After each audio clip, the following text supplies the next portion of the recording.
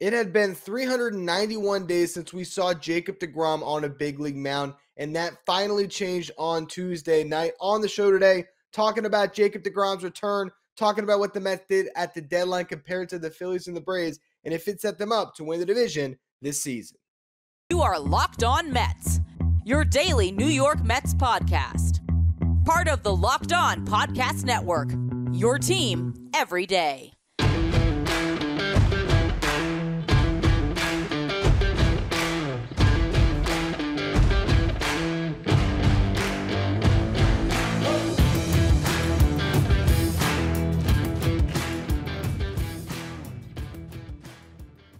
Hello to all you amazing Mets fans. You're watching Locked On Mets, part of the Locked On Podcast Network, your team every day. Thank you for making Locked On Mets your first listen every day. Locked On Mets is free and available on all platforms, including YouTube. Jacob DeGrom was back on the mound Tuesday night, and I tweeted out something early in the morning on Tuesday where I said, look, if the Mets did nothing today, seeing DeGrom pitch tonight is going to be an incredible consolation prize. And guess what? They made some moves, and you got to see this guy on the hill, and it was just absolutely refreshing. And as much as I've loved to see Max Scherzer in a Mets uniform this year, he's got this bulldog mentality, and it's just so great to see, so great to understand the impact that he's had on this team, his leadership, and everything else. But there's something about your guy. You know, there's something about Jacob DeGrom. It's the familiarity of it when he steps on the mound as much as anything else. And you just see him come out and he's churning out 99 to 100 with ease, 24 pitches over 99 miles per hour, 13 over 100. He hit 102 on his first strikeout. I don't even know what to say, man. It's so amazing to see him back. And honestly, my first thought when I'm watching this is please don't let this be the last year with Jacob DeGrom. And because of Scherzer's presence, because of DeGrom's injury history over the last couple of years, because he's going to opt out of his contract and command a really big salary, I don't know how long DeGrom's with the Mets. And you already have some of these rumblings of could he leave and would he go to the Braves and all these other things. And I really just want to focus on this season and cherishing the time that DeGrom's going to be in a Mets uniform. But man, this is a guy that you just want to see pitch the remainder of his career at the Mets and continue to be healthy because he's so much fun to watch. And again, it gets back to the fact that we saw him with the long hair in 2015 where this kid came up and he thought he was going to come out of the bullpen, and then suddenly he's shutting down the Yankees. And, at a time where the Mets, I remember, were struggling so much offensively, and their pitchers in particular, I don't think I'd hit the whole season until DeGrom shows up. And then he got a bunch of hits as a former shortstop. I remember the conversation that we had, should DeGrom start at shortstop on days that he wasn't pitching? That is something that the old days of Mets Twitter actually discussed back in, that was 2014 even. I think I said 2015. And then he wins the Rookie of the Year. And then you have him in the playoffs against the Dodgers where he was just so gritty in that start where he didn't have his best stuff and he found a way. And then you fast forward to what he did as a Cy Young in 2018 and 2019 and the dominance in 2020 in the shortened season and what we saw in the first half last year. Like, I just want to see every moment of this guy's career in a Mets uniform. And so to get it back, to me, it just erased any thoughts about the deadline. And we're going to talk about the deadline, of course. This is, the first full podcast after we get to that deadline that we've been anticipating for so long. And now this team is complete. So that's going to be our primary focus. But in a game where the Mets still lost, in a game where Jacob DeGrom still got no run support, good old times, it was just amazing to see him out there. And the bottom line when we talk about this Mets team, we always knew as soon as they got Max Scherzer that the strength of this roster, the thing that made this team special was the fact that Max Scherzer and Jacob DeGrom were going to share this rotation. Nothing's changed. And you can look at the Padres and all the big moves they made, and they get Juan Soto, they get Josh Bell, they get Brandon Drury, they get Josh Hader. I mean, they not only won the deadline, they completely steamrolled everybody in the competition at the deadline. And they put themselves right up there in the conversation with the Dodgers in the NL West. And there's two really good teams out there. And the Atlanta Braves keep winning. And they have just this homegrown roster that is so fantastic. But you look at this Mets team and nobody has DeGrom and Scherzer.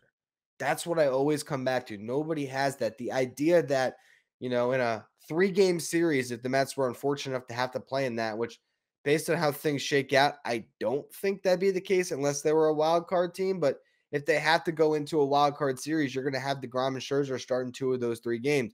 If you're in a divisional series, 2 of the 5 games are going to be those guys. And if you're able to kind of set yourself up, 3 of the 5 games will be pitched by those 2 guys. And you get to an NLCS or a World Series, 4 of the 7 games pitched by those 2 guys, 2 future Hall of Famers. That's what makes this team special. And so obviously, not a lot to talk about with the game tonight. DeGrom goes 5 innings, only needs 59 pitches. He was either going to go to 70 to 75 pitches or 5 innings. He gets to 5 innings at a very economical rate there, gives up 3 hits, 1 earned run, no walks. Already talked about the velocity being where it was. Looked like himself out there and looked happy, looked overjoyed to be with his teammates, to be smiling on the bench and everything else. And I think he's really going to kind of cherish this run that he has on the best Mets team he's ever played on. And that includes the 2015 team that went to the World Series. Because look up and down this roster, look at this rotation and everything else. It's a better team than that 2015 club. Now, obviously, the Mets went on an amazing run. That second half was spectacular. And the young pitching all coinciding at the same time with Jeurys Familia in the bullpen and some outstanding offensive standouts with not only Yoenis Cespedes in the second half, but Curtis Granderson was great. Duda was great in the second half. Murphy was great in the second half. Murphy was Babe Ruth in the playoffs. That team was a lightning in a bottle roster that was incredible for what it was. But this is the most talented team that Jacob DeGrom has ever played on. And, we just watched the first of what is likely, 12, 13 starts here down the stretch of the season. That's not me doing it in the math, so maybe it's a little bit more than that. Maybe it's closer to 15.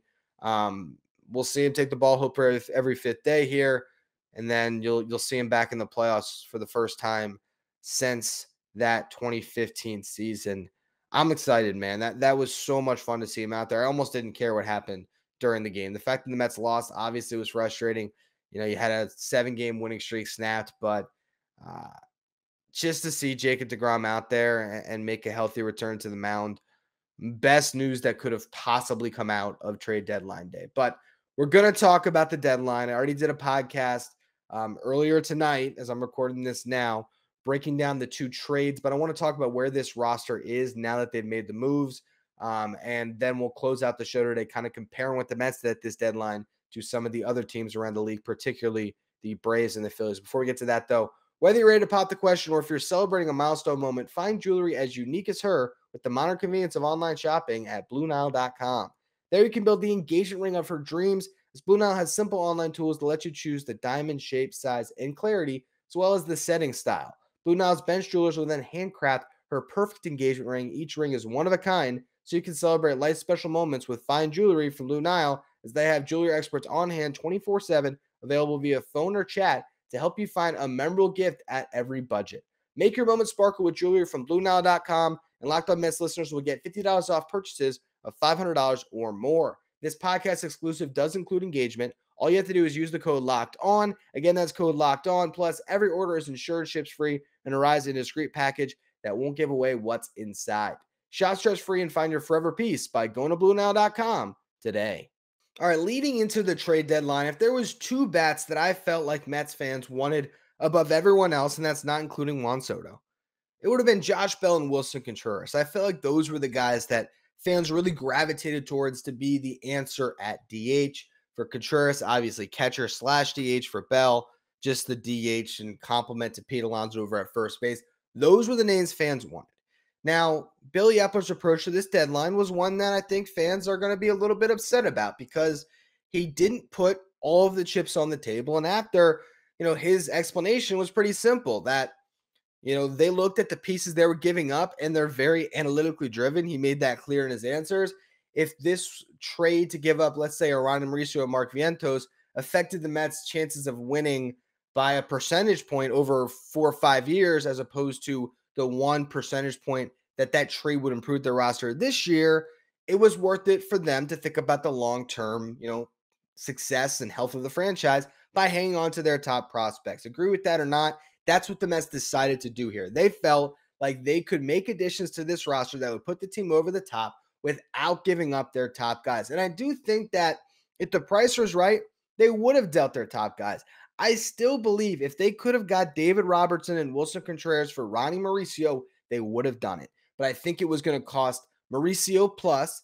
And at the end of the day, the price tag that the Cubs put on Wilson Contreras was so steep that no team met that price. And Josh Bell was thrown into the Juan Soto trade, so it's hard to gauge his value. But if those were the bats you wanted the Mets to get, to be that one big bat you added, I wanted to combine Daniel Vogelbach and Darren Ruff as a platoon, put their stats together. Obviously, Vogelbach against righties, Ruff against lefties, to understand the bat that they added. Because what they did is they took a really good player against right-handed pitching, a really good player against left-handed pitching, and they put them together to form a platoon that is better than most anything they could have gotten at the trade deadline. So here are the stats to back up what I'm saying, because there's a lot of evidence here that what the Mets actually got was a pretty good haul at this deadline when it comes to improving the biggest area of concern in their lineup, which was the DH spot. So you look at that combined platoon. They'd be hitting this year 264, 376 on base, 538 slugging. Compare that to Wilson Contreras, 252 hitter. That's a lower batting average, 365 on base, lower on base, 453 slugging, about 80 points lower, 85 points lower actually, than the Ruff Vogelbach platoon. Josh Bell, better hitter for average, 301, but a 384 on base percentage, only slightly better than Vogelbach and Ruff. And then you look at the slugging at 493, that's about 40 points behind what you're getting here from Ruff and Vogelbach. And you see it in the home runs. 21 home runs between the two of them against their half of the platoon. Contreras 14, Bell 14.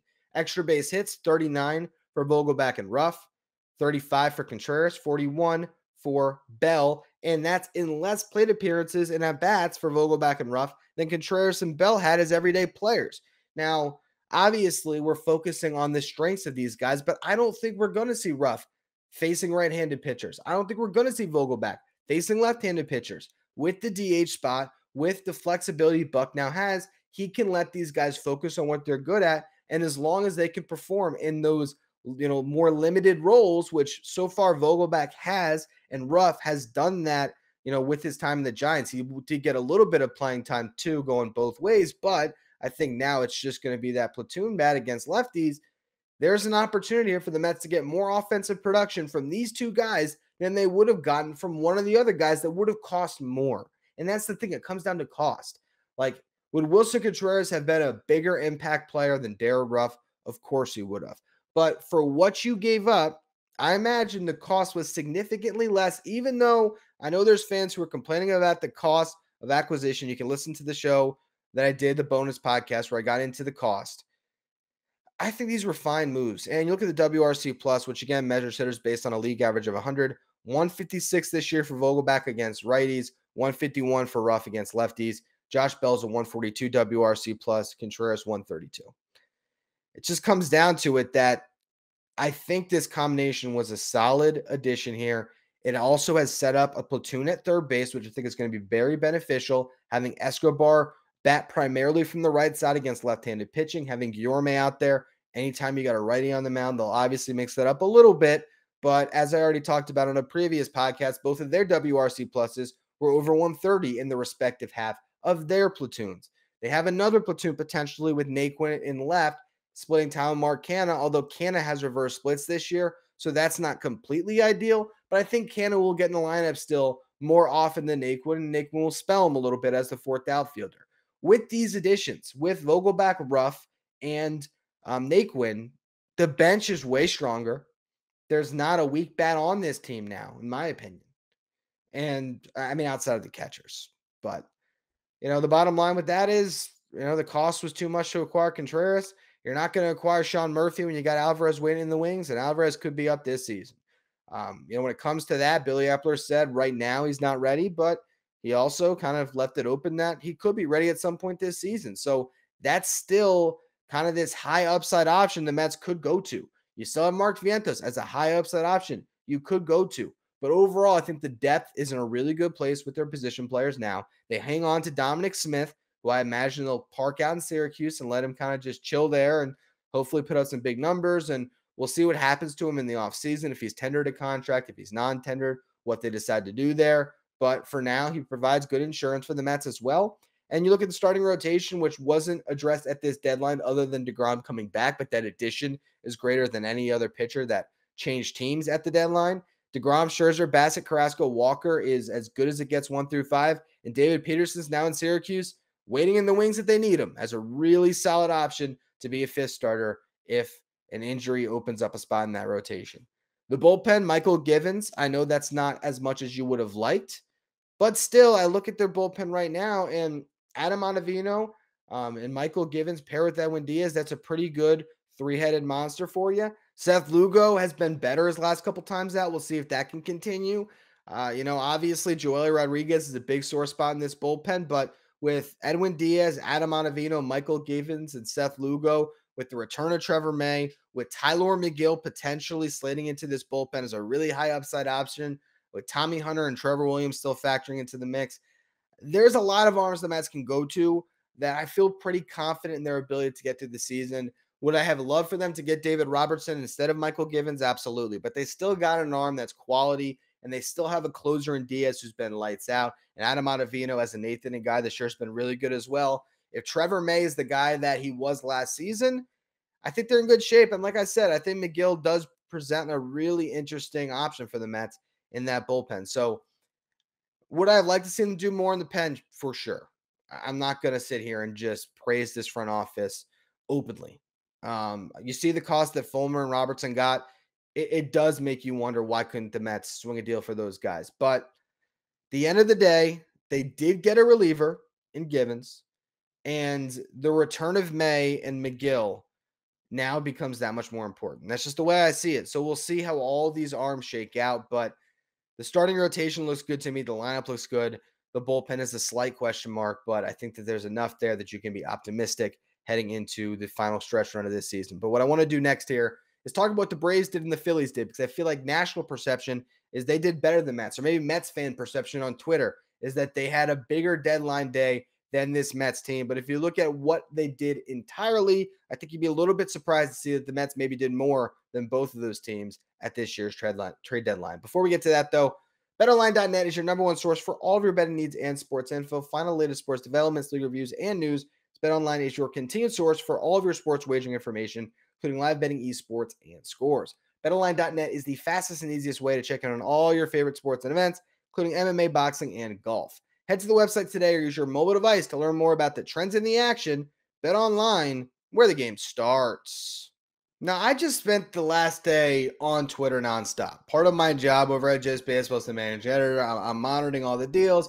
I'm writing articles about them. I'm editing articles.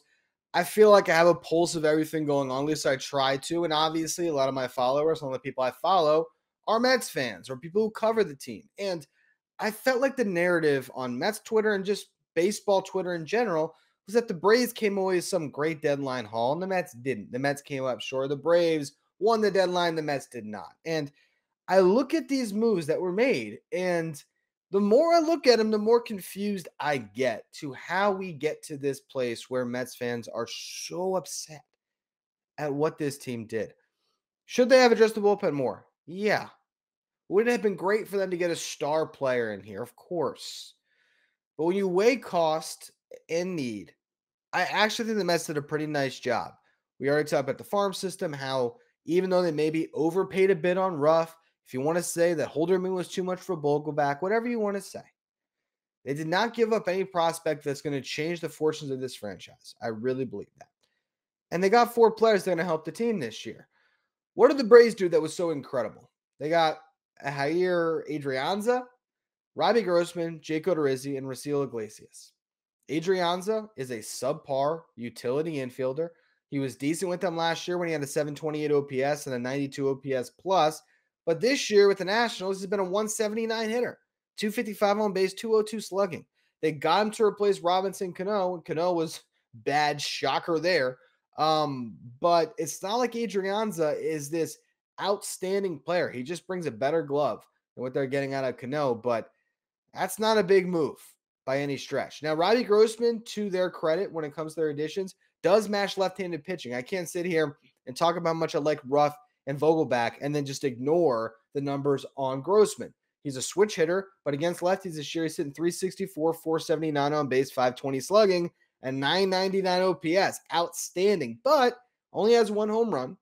And you look at what it's against righties, a 143 hitter, 241 on base, 189 slugging. That's dragging down his entire slash line to the point where he's only hitting 205 with a 313 on base, 282 slugging. It's good, but to me, it's right there with the Ruff edition. And Ruff has a larger track record of being this lefty masher and provides pop that Grossman simply does not. He does not hit for power the way that Ruff does against lefties. So that's a wash or a win for the Mets. And Vogelback compared to Adrian's a huge win as far as what the Mets added. You want to talk about, the Tyler Naquin, the Michael Givens additions. Well, what else did the Braves do? They get Jake Odorizzi, quality fifth starter for them. Don't get me wrong. Nice move. Nice move to add a starting pitcher. And Odorizzi has a track record this year, 3.75 ERA in 12 starts, only 46 strikeouts in 60 innings. He's been good. I look at David Peterson, though, 3.54 ERA this season, 86 strikeouts in 73 and two-thirds. I think he's a better pitcher than Odorizzi, and he's parked in AAA. They just got Jacob DeGrom back. Not that that's a deadline addition, but if you're looking at which team is better on August 3rd than they were, on July 28th or whatever the first move started to trickle in, I guess for the Vogelback edition, it was July 22nd. Where are we getting off saying that this team is so incredibly improved when it comes to the Braves? You go to Iglesias, okay? Solid addition. You get a closer. 59 saves last year to lead the American League, 55 saves to lead the National League a couple years before that in 2019. 103 strikeouts last year in 70 innings. But the reason why I'm going through all these old stats is because this year he's got a 4.04 ERA, 48 strikeouts and 35 and two-thirds is good. His strikeout per nine, 12.1 is solid. The stuff is there. Still a good pitcher, but he's on a bloated contract. He's getting paid $58 million over 4 years, $16 million a year over the next 3 years after this season. So that was a backloaded deal. The Angels wanted to get off the money. That's why the Braves were able to acquire him. Could the Mets have done the same thing? Yes. But when you have Edwin Diaz coming up and you're going to pay a lot of money to retain him, when Jacob DeGrom is a decision the Mets have to make, Brennan Noah is a decision the Mets have to make, not to mention the other additions they might want to go through in the offseason here. Tying yourself to Iglesias right now would not have been a smart move. For the Braves, yeah, they go for it. They get a piece that they like. He can be their closer beyond this season. If he bounces back a little bit, fine. Good addition. But you look at what they did as a whole, and it's either online with the Mets or the Mets offseason, or not offseason. The Mets deadline has been better. Now, if you want to throw in the Austin Riley extension for their deadline moves, yeah, Alex Anthopoulos is a genius. It's a great contract. But that's not a deadline addition. It's just something they got done at the deadline. You go to the Phillies, okay? They add David Robertson as their closer now. Love the move. I wish the Mets had done it. And you look at the cost of acquisition, yeah, it's frustrating the Mets couldn't get a deal done. I don't know if that was simply because there was so much going on with the Robertson-Contreras package that the Cubs just didn't want to deal Robertson to the Mets after all that. I don't know if they just loved was it Ben Brown? I can't even remember the prospect's name they got at this point. I think he was the 26th ranked prospect, according to MLB.com, but he has a ton of strikeouts this year. I think his strikeout per nine was over 14 in high A as a starting pitcher. 6'6" guy. I mean, there's some upside there as a starter that maybe they just didn't find with any of the arms in the Mets system. And maybe the Mets for Robertson alone weren't going to give up much. They give up a lower level prospect for Givens. Maybe they weren't feeling like doing much more for Robertson alone as a rental reliever. And maybe the Mets just have this system. They're so analytically driven that the way they value some of these rentals, it just didn't make sense for them to make the move and pull the trigger. But is Robertson going to make the Phillies better than the Mets? No. And I saw some Mets fans actually tweeting that today. One in particular. I'm not going to name her name, but Phillies did so much. They're better than the Mets now. Get out of here. Okay. You got Noah Syndergaard in a Phillies uniform. Frustrating, of course, as a Mets fan. You don't want to see that. Syndergaard this year, though, 3.83 ERA and 15 starts. Strikeouts way down, 64 over 80 innings pitched. Strikeout per nine at 7.2 compared to the 9.7 career mark with the Mets. He's a quality starter still, gets his ground balls. I think that if you look at, what he adds to their team as a potential fourth starter, I think it's a solid addition. I don't think it does anything to suddenly make them a contender or a team that's on the same level as the Mets and the Braves. Then you got the addition of Brandon Marsh, good quality defensive outfielder. Guy can't hit. So if we really kind of stack up all the offseason, I keep saying off seasons, all the deadlines here, I don't think the Mets fare any worse than these two teams. Honestly, I think they did better. Could it have been a more impactful deadline? Sure. But I look at where the roster sits right now, and I think the Mets are still the favorite in this division. I haven't moved off that. I think the Braves are very close. I think these are two teams that honestly about play to a draw. If they played 100 times, I'm sure it would be pretty close. Um, but the differentiating factor is Scherzer and DeGrom, and if those two guys stay healthy, I think this Mets team can take this division, and they can also go all the way and win a World Series. And that is the bottom line here. Anyway, that's going to be all for this edition of Locked On Mets. As always, thank you for listening. Make sure you follow, rate, and review wherever you get your podcast. Make sure you follow me on Twitter at Finkelstein Ryan. Follow the show at Locked On Mets. Thank you for making Locked On Mets your first listen every day. Now for your second listen, check out Locked On MLB. Paul Francis Sullivan has you covered with everything that happened at the trade deadline. You can follow Locked On MLB wherever you get podcasts.